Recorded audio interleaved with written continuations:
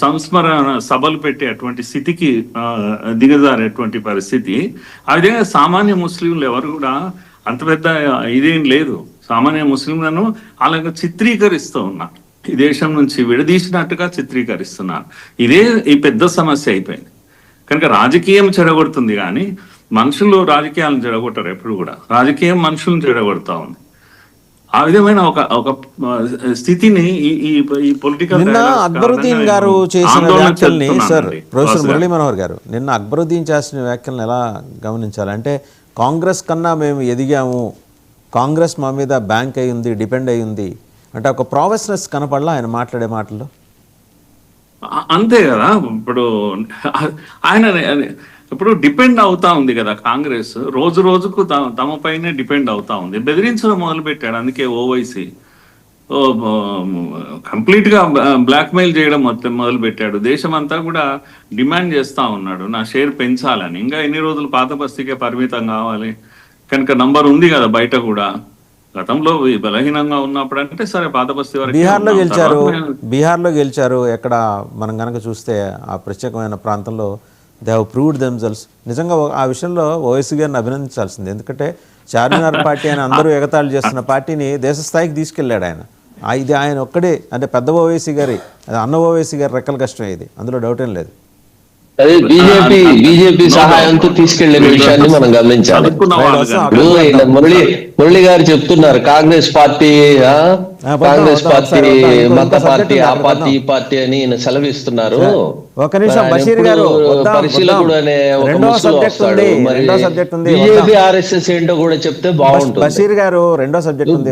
భారతదేశంలో దేశ విభజనకు విజాతి సిద్ధాంతాన్ని ప్రతిపాదించి బషీర్ గారు మీరు ఆగండి, బాజీ గారు ఇవన్నీ కూడా చర్చించాలి. ఇప్పుడు ఏదో నిష్పక్షపాతంగా మాట్లాడాలి కానీ మాట్లాడుతున్నాం. బషీర్ గారు బారేడుకాయ చేసి బషీర్ గారు పందిని నందిలాగా బషీర్ గారు మీరు ఆగండి, రెండో సబ్జెక్ట్ లోకి వద్దాం.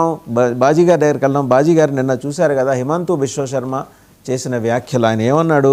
ఒక వర్గం వ్యక్తుల్ని తుపాకీతో కలుస్తున్నట్టు వీడియో షేర్ చేశారు ఆయన. దానికి అన్న ఓవైసీ గారి కోపం వచ్చి హైదరాబాద్ సిపి దగ్గరికి వెళ్ళి ఫిర్యాదు చేశారు. తక్షణం ఆయన మీద చర్యలు తీసుకోవాలి, కేసు పెట్టాలి అని చెప్పేసి. ఆయన కూడా రెస్పాండ్ అయ్యాడు. చొరబాటుదారుల వైపు మేము చేసి చూపించిన దానికి ఓవైసీ గారు ఎందుకు భుజాలు తడుముకుంటారు, నేను అన్న మాటకు నేను కట్టుబడి ఉన్నా, కేసు పెట్టుకుంటావో జైల్లో వేసుకుంటావో నీ ఇష్టం అని చెప్పేసి రాత్రి బేఫిటింగ్ రిప్లై ఇచ్చాడు. అసలు హఠాత్తుగా ఎందుకు ఇంత ఒక్కసారిగా ఓవైసీ బ్రదర్స్ దేశ రాజకీయ ముఖ చిత్రాన్ని మార్చేసే ప్రయత్నం చేస్తున్నారు? ఓవైసీ బ్రదర్స్ మాట్లాడిన మాటలు పక్కన పెట్టండి. అసలు అస్సాం ముఖ్యమంత్రి విధానం ముందు నుంచి కూడా చూడండి. అతను తీవ్ర ముస్లిం వ్యతిరేకంగా ప్రవర్తిస్తాడు. తీవ్రంగా ముస్లింస్ అసలు ఈ దేశంలో నుంచి వెళ్ళిపోవాలి అన్న విధంగా ఆయన మాట్లాడతాడు.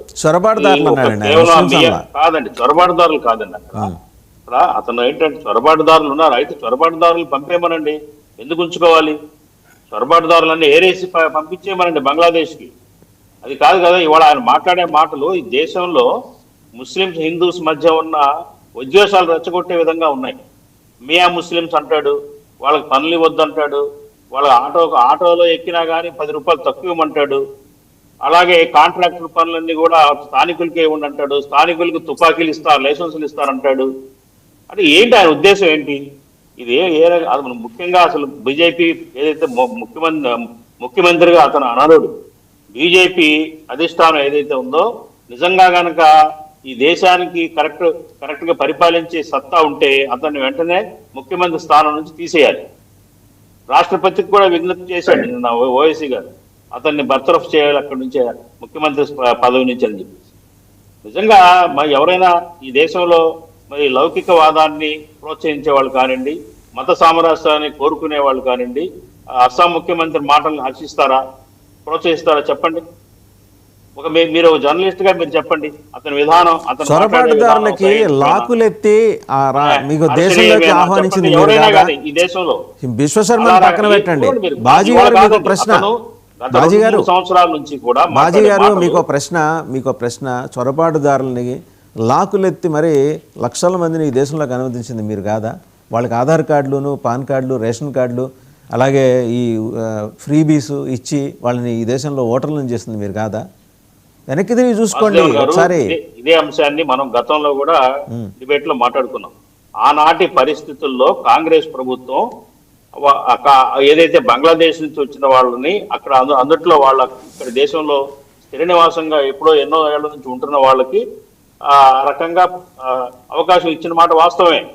కానీ ఇవాళ అదే పదే పట్టుకుని వాళ్ళు ఆ ఇక్కడ ఉన్న ఇక్కడ పనిచేస్తున్న వాళ్ళు, ఇక్కడ నివసిస్తున్న వాళ్ళు, వాళ్ళ శ్రమని కానివ్వండి, వాళ్ళు ఇక్కడే పనిచేస్తున్నారు కదా, వాళ్ళ దేశ విద్రోహ చర్యలు ఏమైనా చేస్తున్నారా? ఈ దేశ విద్రోహ చర్యలు ఏమైనా చేస్తుంటే, విఘాతం కలిగిస్తుంటే ఖచ్చితంగా మనం తరిమేయాల్సిందే. వాళ్ళు ఎన్నో సంవత్సరాల క్రితం వచ్చి ఇక్కడ స్థిరపడ్డారు, పనిచేసుకుంటున్నారు, ఇక్కడ ప్రజలుగానే జీవిస్తూ ఉన్నారు. ఇప్పుడు చొరబడే వాళ్ళు, వేరే దురుద్దేశాలతో చొరబడే వాళ్ళని ఖచ్చితంగా మనం అనుమతించకూడదు. ఇప్పుడు ఎప్పుడో కొన్ని దశాబ్దాలుగా ఉన్న వాళ్ళని పట్టుకొని ఇప్పుడు కూడా మనం దాని గురించే మాట్లాడుకోవడం అనేది కరెక్టా? చెప్పండి. పోనీ వాళ్ళ ద్వారా అలాగే ఉందామా బాజీ గారు? ఇలాగే ఒక 50 ఏళ్ల క్రితం వెళ్ళిపోయాము, మాకు కావాల్సినవన్నీ మాకు అక్కడ వెళ్ళి అడుగుదాం. ముందు మన మానవులు ఇక్కడ ఏ దేశం నుంచి వచ్చారా అనేది కాదు, ముందు మన మనుషులుగా గుర్తించాలి కదా. వాళ్ళ మనుషులు, మానవత్వం ఉండాలి కదా మనకి. ఇప్పుడు ఎన్నో దశాబ్దాల నుంచి ఉంటున్నారండి, ఇవాళ ఎందుకు ప్రస్తావన?